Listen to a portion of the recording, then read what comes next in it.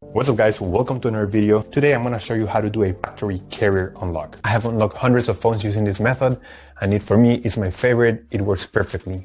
What a carrier unlock does, it allows you to use your phone with different providers. If you travel and if you want to switch SIM cards from a different company anywhere in the world, you just simply go ahead, you put your SIM card into your phone and your phone will work without any issues. So we're going to begin. So to start, we're going to get the phone's IMEI number. That's a unique number for every phone. So to get it, simply dial *#06#.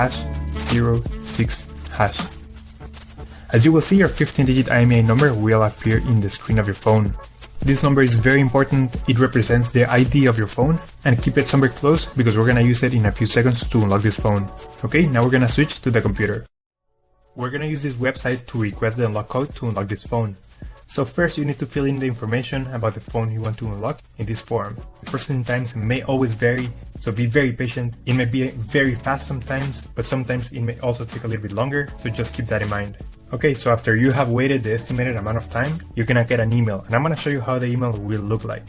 And as you can see here, I got this message, and it confirms that the phone has been unlocked.